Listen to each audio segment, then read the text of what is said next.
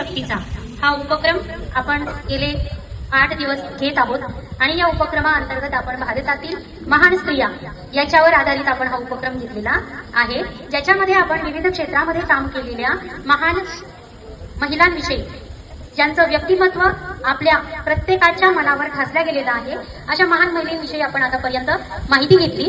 आज आपण अशा क्षेत्रातील एका महान व्यक्तिमत्वाविषयी माहिती जाणून घेणार आहोत की जे क्षेत्र ज्याच्याशिवाय न कार्यक्रमाची सुरुवात आहे न कार्यक्रमाचा शेवट आहे असं क्षेत्र। जर आपण कार्यक्रम सुरुवात करताना कार्यक्रम हा अतिशय आनंददायी व्हावा असं जर आपल्याला वाटत असेल तर आपण कार्यक्रमाची सुरुवात ही गीताने करतो आणि कार्यक्रमाचा समारोप देखील आपण गीतानेच करत असतो। शक्यतोवर देशभक्ती गीताने आपण कार्यक्रमाची शेवट करतो। तर असं हे क्षेत्र, त्याला काय नाव आहे? संगीत। कोणतं क्षेत्र? संगीत। आज आपण या संगीत क्षेत्रामध्ये महान कार्य केलेल्या जवळजवळ 8 दशक रसिक श्रोतांना आपल्या आवाजाने मंत्रमुग्ध केलेल्या भारताच्या गान सम्राज्ञी, गान कोकिळा, भारताची नाइटिंगेल, मेलोडीची क्वीन अशा अनेक उपाध्यांनी ज्यांना ओळखल्या जातं अशा महान गायिका आदरणीय लता दिदी यांच्याविषयी आपण माहिती ऐकून घेणार आहोत, माहिती जाणून घेणार आहोत। लता दिदी यांचं नाव मी सांगण्याच्या आधी कोणाला सांगता येईल का? लता मंगेशकर। लता मंगेशकर यांचं पूर्ण नाव आहे लता दीनानाथ मंगेशकर। लता दिदी यांच्या वडिलांचं नाव दीनानाथ मंगेशकर। आता हे दीनानाथ मंगेशकर कोण होते? तर ते एक गायक होते, मराठी नाटकातील एक प्रसिद्ध नट होते। या दीनानाथ मंगेशकर यांच्या पत्नीचं नाव म्हणजे लता दिदी यांच्या आईचं नाव होतं शेवंती मंगेशकर। दीनानाथ मंगेशकर आणि शेवंती मंगेशकर यांना एकूण 5 अपत्य होते, म्हणजे 5 बच्चे थे। त्याच्यामध्ये लता दिदी ह्या सगळ्यात मोठ्या होत्या। त्यानंतर मीना मंगेशकर, आता त्यांची नावं लग्नानंतरची बदललेली आहेत, मीना, उषा, आशा आणि त्याच्यानंतर हृदयनाथ मंगेशकर असे त्यांचे 4 भावंड लता दिदी यांचे होते। म्हणजे दीनानाथ मंगेशकर यांना एकूण 5 भावंड, त्याच्यातल्या लता दिदी या सगळ्या मोठ्या। म्हणजे आता घरातच गायनाचं क्षेत्र, मी आधी सांगितलं दीनानाथ मंगेशकर हे गायक होते, उत्कृष्ट गायक होते, ते संगीत दिग्दर्शक होते। तर असे हे दीनानाथ मंगेशकर जे होते त्यांच्या घरामध्ये संपूर्ण वातावरण कशाचं होतं? संगीताचं होतं, गायनाचं होतं। दीनानाथ मंगेशकर हे स्वतः गायन शिकवायचे, त्यांच्या घरामध्ये गाण्याच्या शिकवणी व्हायच्या, म्हणजे ट्युशन घेतल्या जायच्या। मग लहानपणापासून आपल्या घरामध्ये जे वातावरण असतं त्याचे संस्कार आपल्यावर आपोआपच होत असतात। मग तसंच लता दिदींच्या बाबतीत झालं। लता दिदींना देखील गायनाची आवड लागली आणि अगदी लहानपणापासून गायनाला सुरुवात केली, शिकायला सुरुवात केली। लता मंगेशकर यांना वयाच्या 9व्या वर्षी त्यांनी पहिल्यांदा एक नाटकामध्ये सहभाग घेतला होता। ते नाटक त्यांच्या वडिलांनीच दिग्दर्शित केलेलं म्हणावं। मराठी पूर्वीच्या काळामध्ये जोपर्यंत टीव्ही, दूरचित्रवाणी वगैरे असे प्रकार नव्हते त्यावेळेला नाटकं सादर केले जायचे। नाटकाचा प्रकार तुम्हाला माहिती आहे का? नाटक काय असतं तर जे रंगभूमीचे कलाकार असतात की नाही ते काय करतात, समोरासमोर कुठल्याही विषयावरती नाटक म्हणजे अभिनय करत असतात। तर सुरुवातीच्या काळामध्ये मराठी रंगभूमीवरती नाटकं सादर केल्या जायचे आणि दीनानाथ मंगेशकर हे असे नाटकं बनवायचे आणि त्याच्यावर अभिनयही करायचे। त्याच्यामध्ये बालकलाकार म्हणून दीनानाथ मंगेशकर यांनी पहिल्यांदा लता मंगेशकर यांना त्याच्यामध्ये एक पात्र त्यांना दिलं। त्याच्यानंतर वयाच्या 13व्या वर्षी, त्यांच्या वयाच्या 13व्या वर्षी म्हणजे 1942 ला लता मंगेशकर यांचे वडील दीनानाथ मंगेशकर यांचं हृदयविकाराच्या झटक्याने त्यांचं निधन झालं। म्हणजे उनका इंतेकाल हो गया जब लता मंगेशकर की उमर 13 साल थी। त्यानंतर लता मंगेशकर मोठ्या असल्यामुळे संपूर्ण घराची जबाबदारी लता मंगेशकर यांच्यावरती आली। म्हणजे घरामध्ये ज्या काही गोष्टी कराव्या लागतात एक मोठी मुलगी म्हणून त्यांना त्या कराव्या लागल्या। मग असं करत असताना आता घराची जबाबदारी आली आहे, त्याच्यामुळे घरामध्ये आपल्याला आवश्यक असणाऱ्या गोष्टींसाठी आपला सहभाग असायला हवा। या दृष्टीने लता मंगेशकर यांनी पहिल्यांदा वयाच्या 13व्या वर्षीच त्यांनी गायनाला सुरुवात केली आणि लता मंगेशकर यांना अनिल जोगळेकर हे दीनानाथ मंगेशकर यांच्याच सहवासातील त्यांचे मित्र होते, यांनी पहिल्यांदा लता मंगेशकर यांना एक गाणं म्हणायला दिलं। एक गाणं त्यांच्याकडून त्यांनी म्हणून घेतलं, इथून त्यांनी लता मंगेशकर यांनी गायनाला सुरुवात केली। त्यानंतर पुढच्या वर्षी लगेचच दीनानाथ मंगेशकर यांचे खूप जवळचे मित्र होते, विनायक नाव त्यांचं होतं, निर्मिती ते करायचे। तर विनायक यांनी लता मंगेशकर यांना आणखी एका गीतासाठी पहिल्यांदा त्यांना गीत गाण्याची संधी दिली त्यामध्ये लता मंगेशकर यांनी पहिल्यांदा हिंदी गीत गायलं 1943 ला. इथून हिंदी गीत गायनाला त्यांची सुरुवात झाली. तो चित्रपट मात्र मराठी होता. चित्रपट कसा होता? मराठी, परंतु त्याच्यामध्ये त्यांनी कोणतं गीत गायलं? हिंदी गीत गायलं.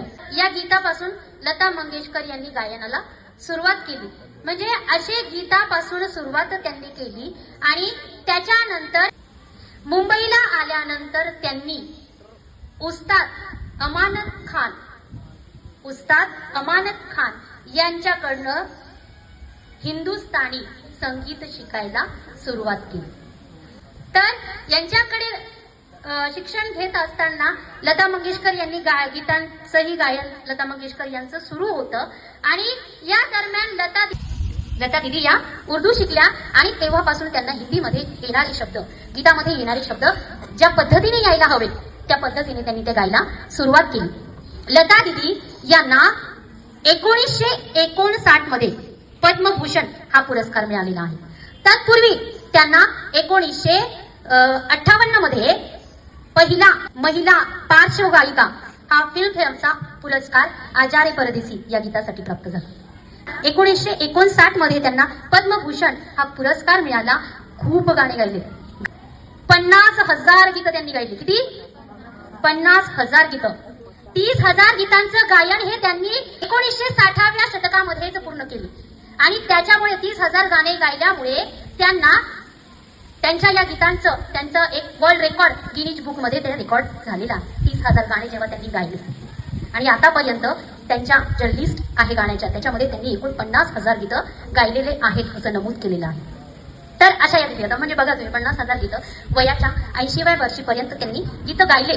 मग अशा या लता दिदींना अनेक फिल्मफेअर पुरस्कार मिळाले होते. कहीं दीप जले कहीं दिल या गाण्यासाठी त्यांना दुसरा फिल्मफेअर पुरस्कार मिळाला. त्याच्यानंतर मी सांगितलं 1959 मध्ये त्यांना पद्मभूषण हा पुरस्कार मिळाला होता. 1969 मध्ये त्यांना दादासाहेब फाळके पुरस्कार मिळाला, जो चित्रपट सृष्टीमधला अतिशय महत्वपूर्ण असा पुरस्कार आहे. त्यानंतर 1997 ला त्यांना पद्मविभूषण हा पुरस्कार मिळाला. मी कालच सांगितलं होतं सर्वोच्च नागरी सन्मानामध्ये दुसऱ्या नंबरचा जो आहे तो पद्मविभूषण हा पुरस्कार त्यांना मिळाला. त्यानंतर आता म्हणजे या 21व्या शतकाला जेव्हा सुरुवात झाली अशा 2001 मध्ये भारताचा सर्वोच्च नागरी सन्मान कोणता आहे? भारत रत्न हा 2001 मध्ये त्यांना मिळाला.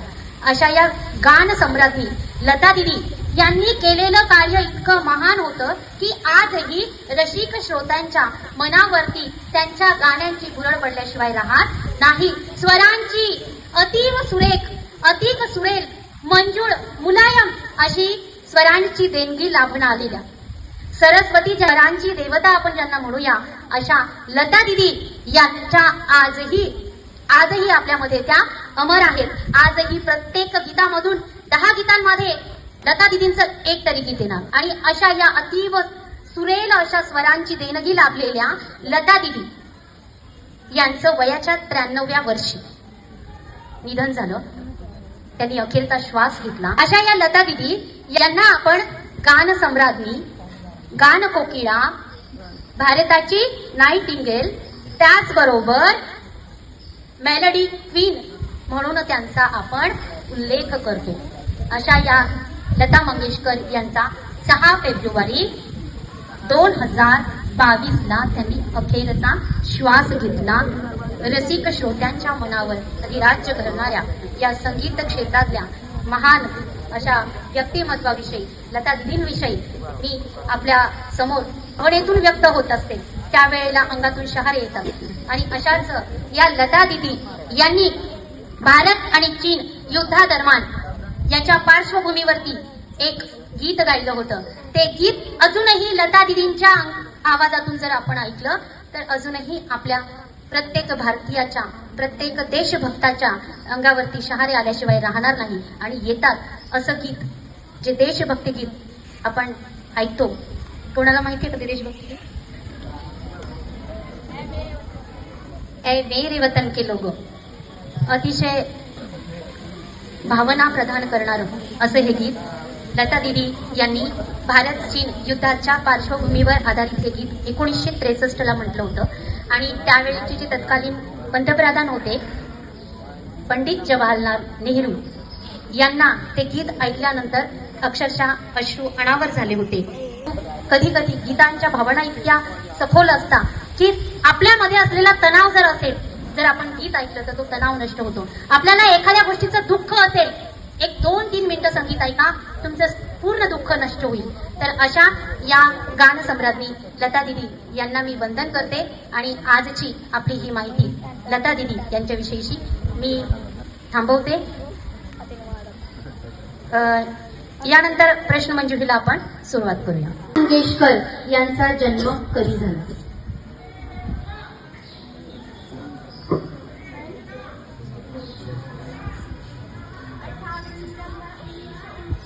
Very good. 28 सप्टेंबर 1929 ला लता दिदी यांचा जन्म झाला. लता दिदी यांच्या वडिलांचं नाव काय? Very good. लता दिदी यांच्या वडिलांचं नाव पंडित दीनानाथ मंगेशकर. लता दिदी यांचे जे वडील होते ते कोण होते? गायक होते. उत्तर तेच आहे. चला, तीनही प्रश्नांची उत्तरं फैजुल निसाने पूर्ण बरोबर दिलेली आहेत.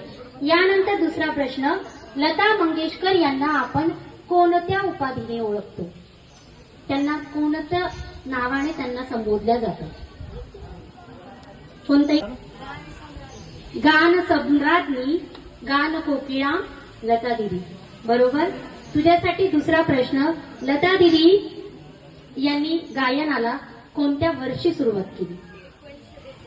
वय 13 वर्ष. तीनही प्रश्नांची उत्तर बरोबर आलेली आहे. चला, लता दिदी यांना पहिला महिला पार्श्वगायिकेचा फिल्मफेअर पुरस्कार कधी मिळाला?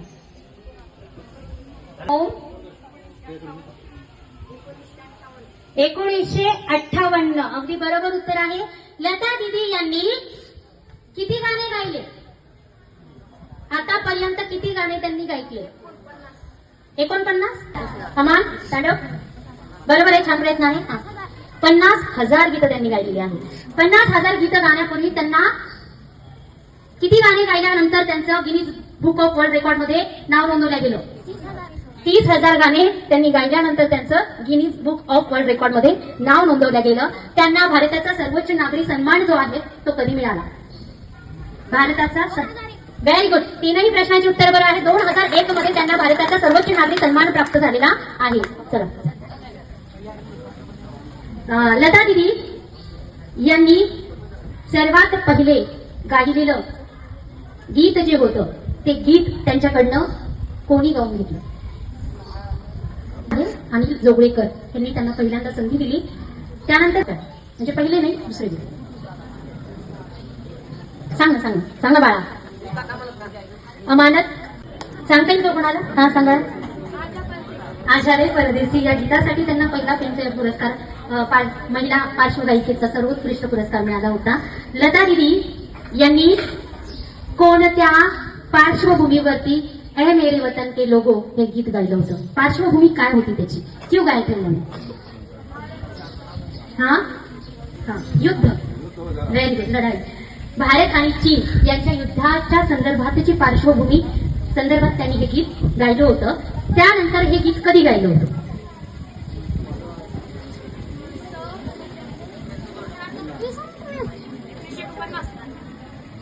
सांगा. हा, सांग. 1963. बरोबर. नंतरचा प्रश्न, लता दिदी यांचं निधन कधी झालं? अखेरचा श्वास त्यांनी कधी घेतला? सांग. 2022. बरोबर उत्तर आहे. दिनांक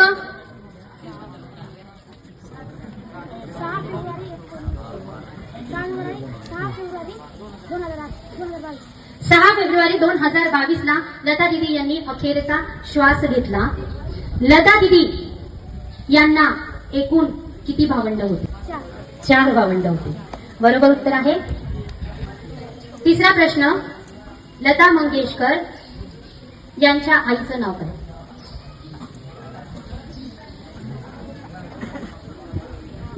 चल बाळा सांग. शेवटी मंगेशकर. शेवंती मंगेशकर. बसा खाली. मंगेशकर यांच्या भावाचं नाव काय? ते पण गायक आहेत, संगीतकार आहेत. बस बाळा. लता मंगेशकर यांच्या भावाचं नाव हृदयनाथ मंगेशकर आणि वयाच्या